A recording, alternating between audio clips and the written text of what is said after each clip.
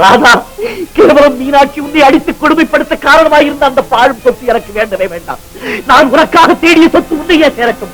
சங்கரா, நீ ஓடி போய் நமது வக்கீலை அழைத்து வாப்போ. உங்களுடைய பேச்சு கேட்டுத்தான் என் சொத்தை அந்த பாவிகளிடம் வந்து காப்பாற்ற கோர்ட்டின் மூலம் நடவடிக்கை எடுத்தேன். அதுவும் என் தங்கைக்காக. ஆனால் அதுவே அவளுக்கு கேடாக முடிந்து விட்டது. அந்த கேட்டை நான் உடனே போட்டியாக வேண்டும்.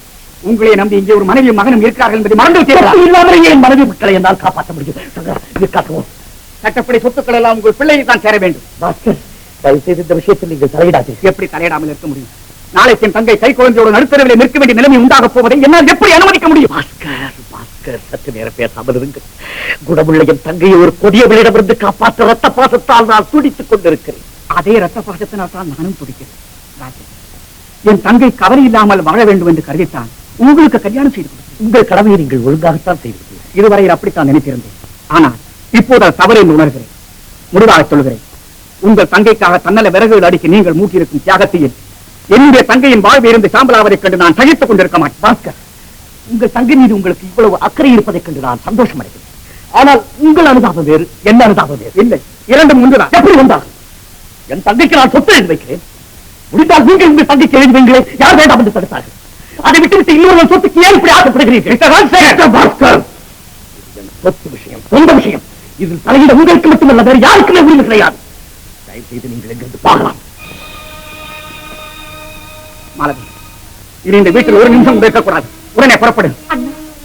இது அற்ப விஷயம் இல்ல மாலதி. உன் அழகான வாழ்வுக்கு வந்திருக்கும் ஆபத்து உன் அண்ணனுக்கு ஏற்பட்ட அவமானம். மைத்துனர்களுக்குள் ஏற்பட்ட மனஸ்தாபத்துக்காக மனைவி கணவரை விட்டு வருவது சரியில்லை அண்ணா. கணவனிடம் உனக்கு சொத்து இல்லை, சுகமும் இல்லை தெரிந்த பிறகுதான் சொல்லுகிறேன். சொத்து சுகம் இல்லாவிட்டால் ஒரு பெண்ணுக்கு கணவர் வீடுதான் சொர்க்கம் என்று நான் சொல்லியா உங்களுக்கு தெரிய வேண்டும்? ஓஹோ, எனக்கே புத்தி சொல்லுகிறாயா? மாலதி, இப்போது நீ வரப்போகிறாயா இல்லையா? என்னை மன்னித்து விடுங்கள் அண்ணா, நான் வருவதற்கு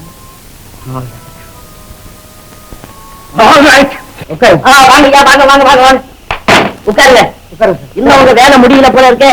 இப்ப என்ன ஓட கொண்டாந்துருக்கீங்க? சமாளிக்கிறது எங்க அம்மா கூட இல்லையே. சும்மா இல்லப்பா. என்ன சார் விஷயம்? ராஜசேகர தன்னுடைய சொத்துக்களை எல்லாம் ராதா மாதருக்கு எழுதி வச்சுட்டாரு.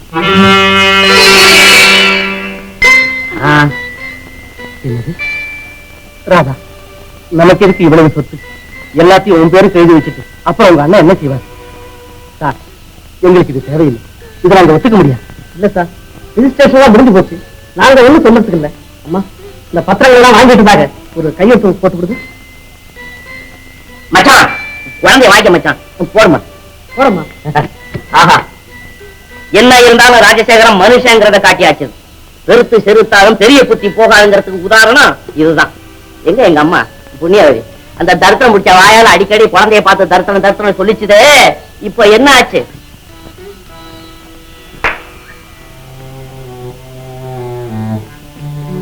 பாஸ்கர், வாங்க வாங்க வாங்க. வழக்கு அண்ணா, ஏன் இப்படி இருக்கீங்க? ஒண்ணும் இல்லம்மா, கொஞ்ச நாளா உடம்பு சரியில்லாம. எனக்கு சொல்லி அனுப்பி இருக்க கூடாதா? நான் வந்து கவனிச்சிருக்க மாட்டேன். பரவாயில்லம்மா. மாலதி, மருத்துவ சம்பந்தமான மேல் படிப்புக்காக உனக்கு வெளிநாடு போறதுக்கு அனுமதி வந்திருக்கு. அதை சொல்லத்தான் வந்தேன். உங்க மேல எனக்கு எந்த விதமான வருத்தமும் கிடையாது. நீங்க தான் என்ன தவறா புரிஞ்சுக்கிட்டீங்க. ராஜசேகர், பரம்பரையா எங்க குடும்பத்துல எல்லாரும் நல்லா படிச்சவங்க.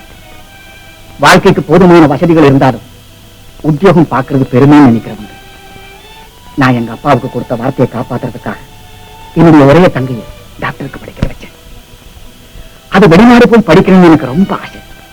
அதுக்காக எவ்வளவோ அரும்பாடுபட்டு இந்த அனுமதியை வாங்கியிருக்கிறேன்.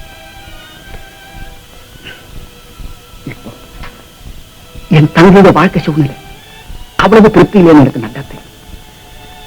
இந்த சமயத்தில் அது ஃபாரின் போனா மருத்துவ படிப்போடு அதனுடைய மனசுக்கும் கொஞ்சம் ஆறுதல் கிடைக்கும் நினைக்கிறேன். அப்புறம் உங்க இஷ்டம்.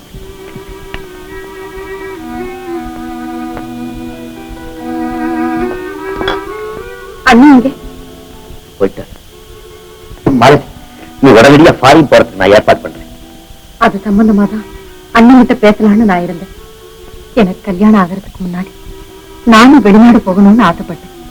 ஆனா இப்ப உங்களையும் குழந்தையும் விட்டுட்டு நான் எப்படி போறது? அதை பத்தி எல்லாம் நீ ஒரி பண்ணிக்காது. உங்க அண்ணனுடைய ஆசையை நிறைவேற்ற வேண்டியது என்னுடைய கடமை. நான் சொல்றதை கேளுங்க. சொல்ல வேண்டாம், புறப்படுறதுக்காக. செல்வம், அம்மா திரும்பி வர்ற வரைக்கும் அழாம இருப்பியாடா கண்ணு? அம்மா, டைம் ஆயிடுச்சு, புறப்படுங்க. நான் போயிட்டு வரட்டுமாங்க? அண்ணா, வெற்றியோட திரும்பி வாமா. செல்வம், அம்மாவுக்கு டாட்டா சொல்லுடா.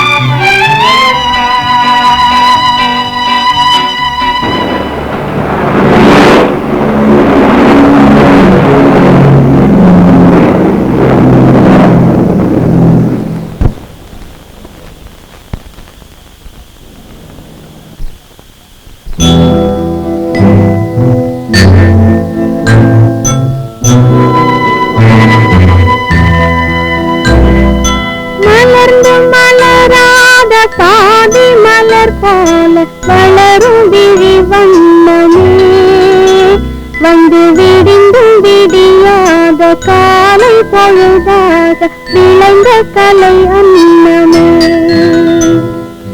நதியில் விளையாடி கொடியில் தலை சீவி நடந்து இளம் தென்றலே வளர்ப்பதிகை மலை தோன்றி மதுரை நகர் கண்டு பொலிந்த தமிழ் மன்றமே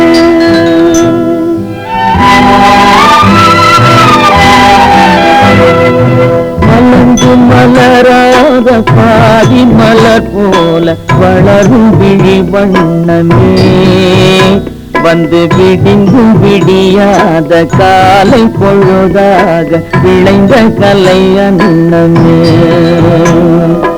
நதியில் விளையாடி கொடியின் தலை சீவி நடந்த இளம் தென்றலே வளர்பொதிகை மலை தோன்றி மதுரை நகர் கண்டு பொலிந்த தமிழ் மன்றமே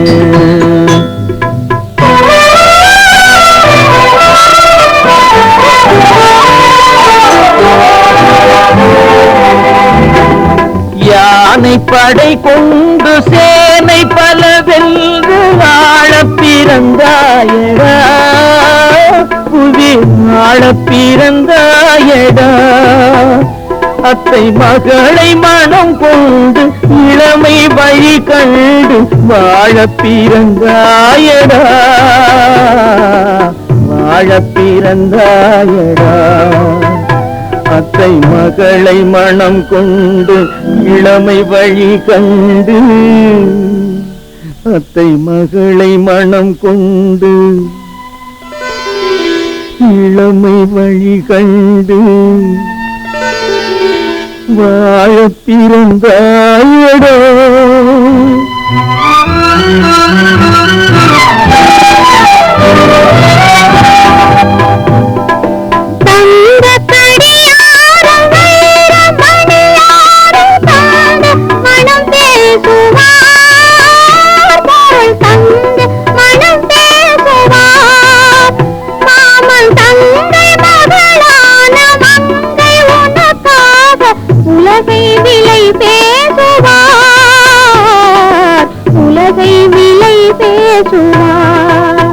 மாமன் தங்கை மகளான மங்கை உனக்காக மாமன் தங்கை மகளான மங்கை உனக்காக உலகை விலை பேசுவார்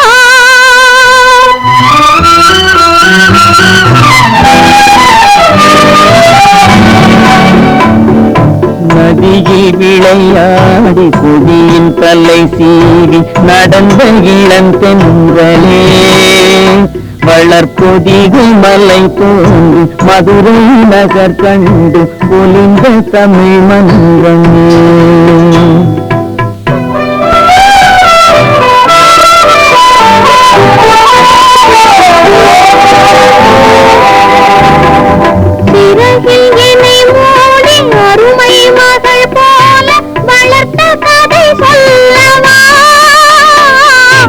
கனவில் நினையாத காலம் இடை வந்து பிரித்த கதை சொல்லவா பிரித்த கதை சொல்லவா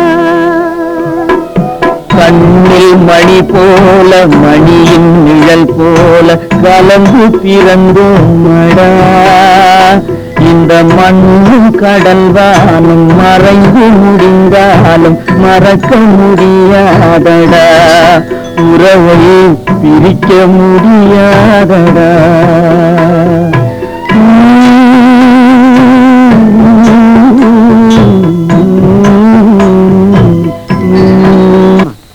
ஆமா, இப்ப நீங்க எங்க போறீங்க? எங்க போறனோ எனக்கே தெரியாது. என்னமோ இந்த ஊரை விட்டே போகணும் போல இருக்கு. அப்போவாவது எனக்கு நிம்மதி கிடைக்குதா பாக்க. சரி, நீங்க தான் போறீங்க. இந்த சின்ன குழந்தை எதுக்காக அழைச்சிட்டு போகணும்? ஒண்ணு உங்க தங்கை கிட்ட இருக்கட்டும், இல்லாட்டா பாஸ்கர் கிட்ட இருக்கட்டும். ரெண்டுமே வேணா எங்கிட்ட இருக்கட்டுமே. ரொம்ப தேங்க்ஸ் ரத்னம். கடைசி வரைக்கும் இந்த குழந்தையாவது என் கூட இருக்கட்டும். வரேன் ரத்னம். சங்கர் வா.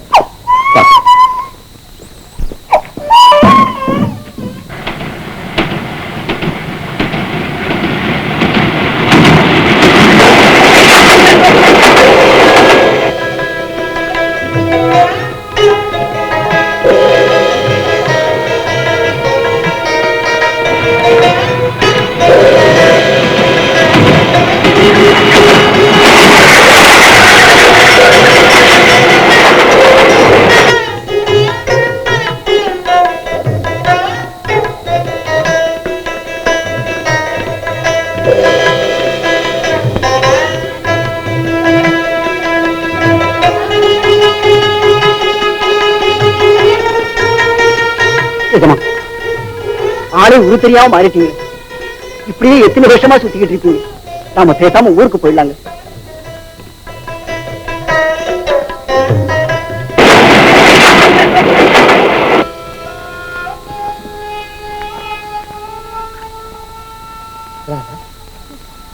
இப்ப உடம்பு எப்படி இருக்குது? பரவாயில்லைங்க. நான் ஒரு மகாநாட்டுக்காக தஞ்சாவூருக்கு போக வேண்டியிருக்குது. சீக்கிரம் வந்துடுறேன். என்ன ராதா அழற? ஒண்ணு, நீங்க ஊருக்கு போயிட்டு வரேன்னு சொன்னது ஊரை விட்டு போற எங்க அண்ணன் பத்தி ஞாபகம் வந்துருச்சு. சதா இதே ஞாபகத்துல உன் உடம்ப கூட கவனிக்காம இருக்கிறேன். அதுதான் எனக்கு ரொம்ப சங்கடமா இருக்கு. இத பாரு ராதா, ராஜசேகரன் மேல நான் வச்சிருக்கிற மதிப்பு கொஞ்சம் கூட குறையாது. நாம அவரை போசணும். அவர் தான் நம்ம எல்லாம் மறந்துட்டு எங்கேயோ போயிட்டாரு. அண்ணன் எங்க இருக்காங்கன்னு உங்களால கண்டுபிடிக்கவே முடியலையா? எவ்வளவோ முயற்சி செய்து முடியல. இப்ப தஞ்சாவூருக்கு போறேன்ல, அங்கேயே விசாரிச்சு பாக்குறேன். எப்படியும் உங்க அண்ணன் வந்துருவார், கவலைப்படாத. நான் போயிட்டு வரேன். நான் போயிட்டு வரேன்டா கண்ணு.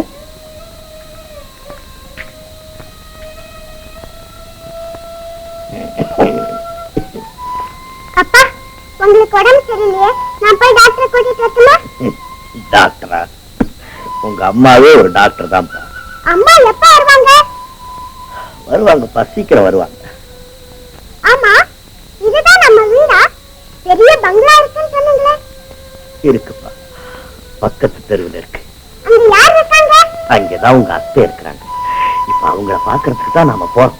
உன்னை பார்த்தாங்களோ விடவே மாட்டாங்க. நாளைக்கு தீபாவளி இல்லையா, உன்னை அங்கேயே வச்சாலும் வச்சுக்குவாங்க. அங்க எங்கூட விளையாடுறதுக்கு யார் இருக்கா? உங்க அத்தை மக இருக்காப்பா. அப்போ நான் அவளுக்கு இந்த பொம்மையை கொடுக்க போறேன். வாங்க போலாம்.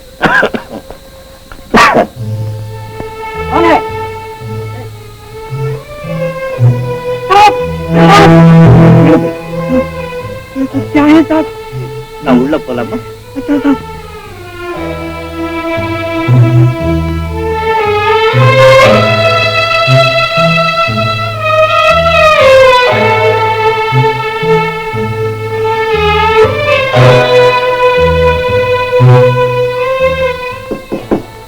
ராதா,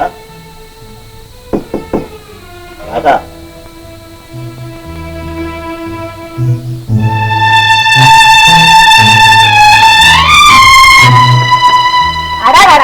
ஏப்பா, உங்களுக்கு எல்லாம் ஒரு நேரம் அதெல்லாம் கிடையாதா? இந்த அம்மா என்ன என்ன தெரியல. யாரு? நிஜா பிச்சைக்காரங்க வந்த மாதிரி கேட்டுது. இந்த ஊர் உலகமெல்லாம் சுத்திட்டு கடைசியில் இங்கே வந்துட்டியா? என்ன விஷயம்? ஒண்ணும் இல்லம்மா, தங்கச்சியும் குழந்தையும் பார்த்துட்டு போகலான்னு வந்தேன். போகுது வா. தங்கச்சியும் குழந்தையும் பாக்குறதுக்கு இப்பாவது உனக்கு ஞாபகம் வந்தது. என்ன நான் ஊர்ல இருந்திருந்தேன்னா எப்போ வந்திருப்பேன். இப்ப என்னுடைய நிலைமை சரியில்லை. அது அப்படி சரியா இருக்கும். அப்ப நீ பெரிய பணக்காரன். அந்த கர்வத்துல என் அண்ணன் பிள்ளை அடிச்ச எங்களை எல்லாம் வீட்டை விட்டு வரட்டுன்னு ஆறாத ஆட்டம் எல்லாம் ஆடி ஆஞ்சு ஓஞ்சு கடைசியில இந்த நிலைமைக்கு வந்திருக்க. இப்ப குழந்தைய பாக்கணுங்கிற சாக்கில பழையபடி இங்க வந்து உரம் கொண்டாடி ஒட்டிக்கிறான்னு நினைக்கிறேன். அப்படித்தானே?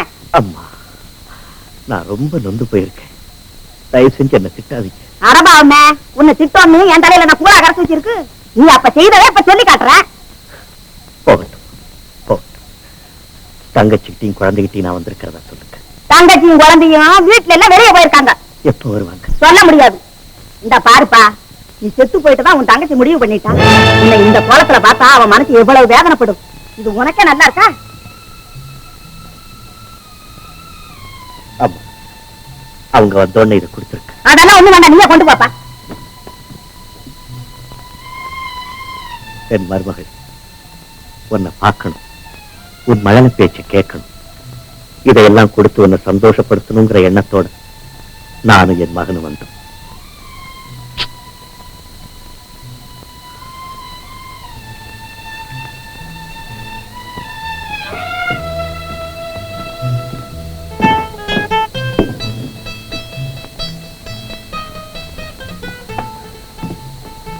அப்பா, நீங்க செத்து போயிட்டதா அந்த அம்மா சொன்னாங்களே?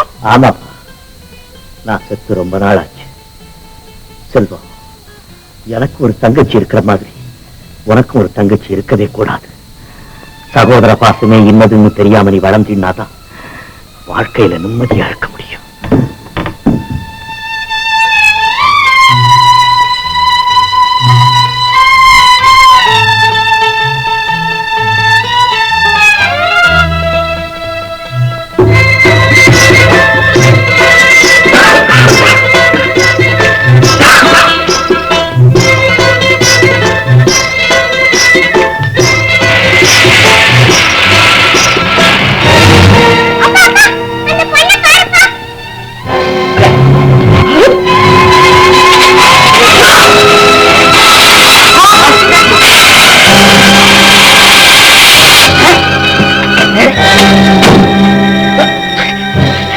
செல்வா, செல்வா, செல்வா,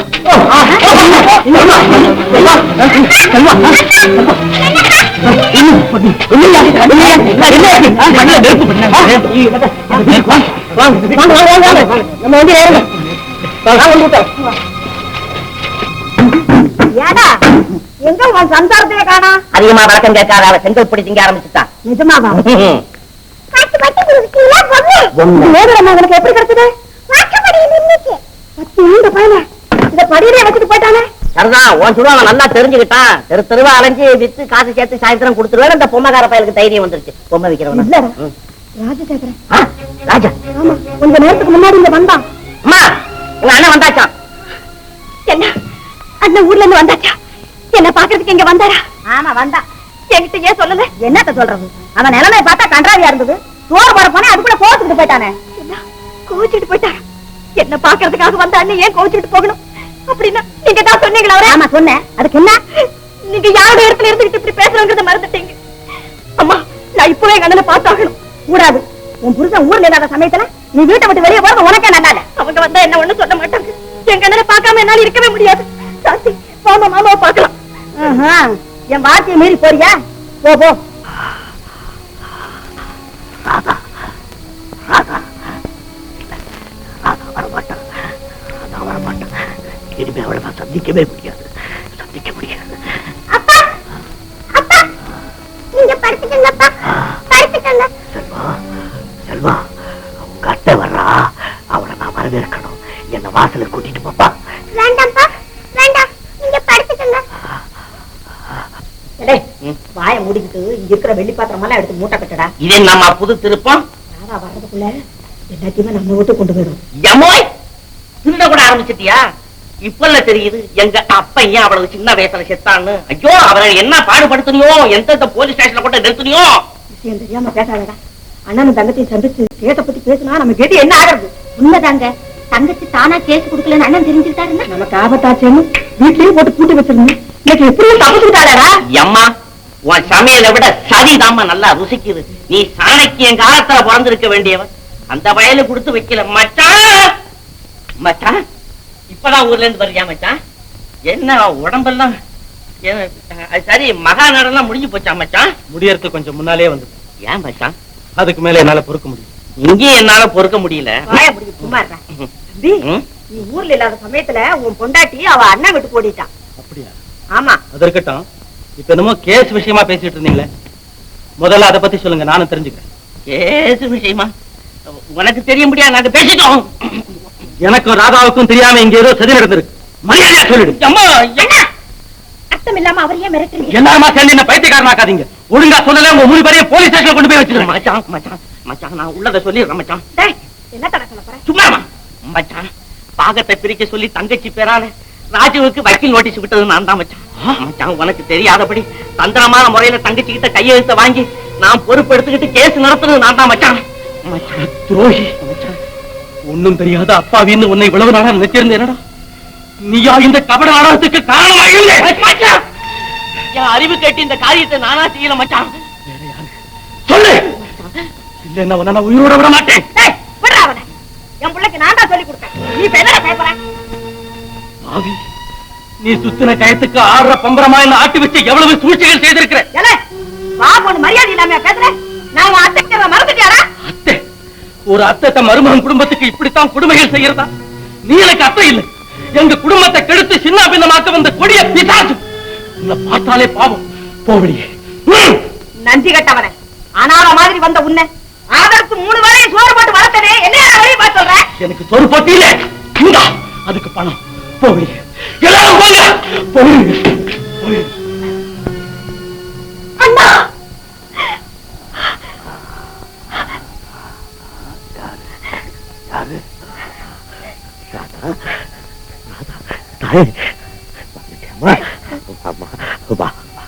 என்ன என்ன பார்க்க மாட்டேங்கிறீங்க? என்னால பார்க்க முடியாதுமா. என் கண்ணு 2 போயிடுச்சு. என்ன கொடுமை! எத்தனையோ வீட்டுல விளக்கேற்றி வச்சு உங்களுக்கா இந்த உலகம் இருட்டாயிடுச்சு. அண்ணா, வைரம் போல ஜொலிச்சு விரோதிகளை வசீகரிக்க கூடிய உங்க கண்ணு எங்கே? நீங்க மௌனமாயிருந்தாலும் 1000 அன்பு கதைகளை எனக்கு சொல்லுமே. அந்த அழகு கண்கள் எங்கேன்னா? உன்னையும் என்னையும் எந்த விதி பிரிச்சுதோ அந்த விதிதான் என் கண்களையும் பறிச்சிடுச்சு. இல்ல, நான் ஒரு இருக்கேங்கிறதே நீங்க மறந்துட்டீங்க. உங்களுக்கே இந்த நிலைமை. நீங்க எதுக்காக என்ன விட்டு போகணும்? என்னை விட்டு போக முடியாதுனால தாமா நான் உயிரோட திரும்பி வந்திருக்கேன். ராதா, நான் எங்க சுத்தினாலும் நீ போட்ட அன்பு வட்டத்துக்குள்ளதான் சுத்த முடிஞ்சதே தவிர அதை தாண்டி என்னால வெளியே போக முடியலம்மா. உங்க துன்பத்துக்கெல்லாம் நான் தான் காரணம். அப்படி எல்லாம் சொல்லாதம்மா. நீ சந்தோஷமா இருக்கணுங்கிறதுக்காகவே நான் வாழ்ந்தேம்மா. நாம 2 பேரும் சின்ன குழந்தைகளாவே இருந்திருக்க கூடாது. கடந்த கால சம்பவங்கள் எனக்கு ஞாபகத்துக்கு வருதம்மா. அப்ப எனக்கு 1 வயசு, சின்ன குழந்தை. எனக்கு 10 வயசு. நீ அழுதுகிட்டே இருப்ப. உன்னையும் மடியில தூக்கி உட்கார வச்சுக்கிட்டு கைவீசம்மா கைவீசு, கடைக்கு போகலாம் கைவீசு, முட்டாய் வாங்கலாம் கைவீசு.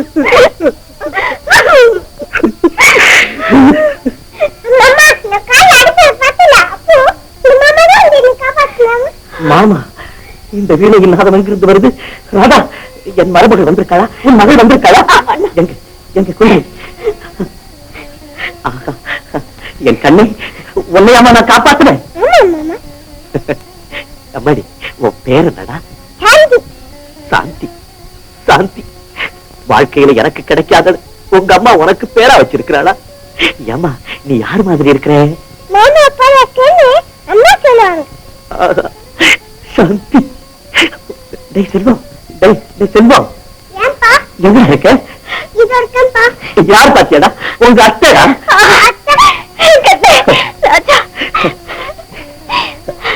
ராதா, ராதா, எனக்கு கடைசியா ஒரே ஒரு ஆசைம்மா.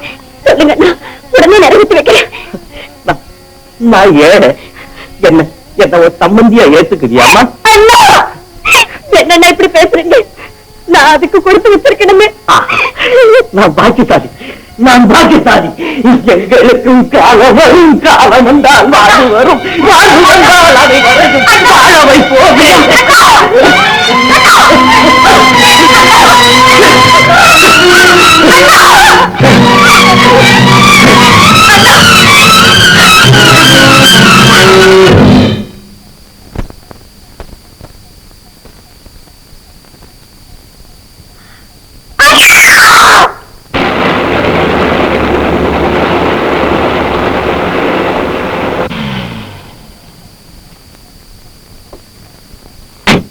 சங்கரா, ஐயாவுக்கு எப்படி இருக்கு? அம்மா, ஐயா நம்மளெல்லாம் விட்டுட்டு போயிட்டாருமா.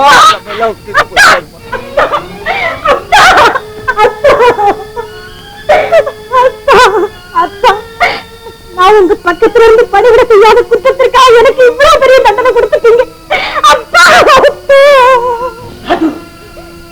ராஜு, ராஜு, உங்ககிட்ட மன்னிப்பு கேட்க ஓடி வந்தேனே ராஜு, நீ போயிட்டே.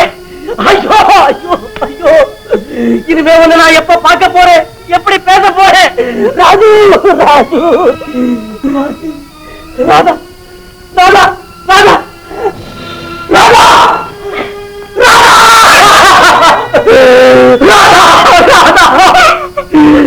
ராதா, தங்கை உயிர் எண்ணி தன் உயிரை வைத்திருந்தார்.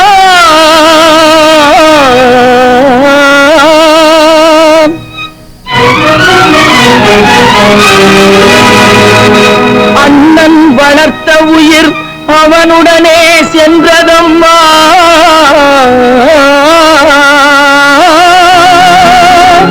அண்ணன் வளர்த்த உயிர் அவனுடனே செல்வதம்மா.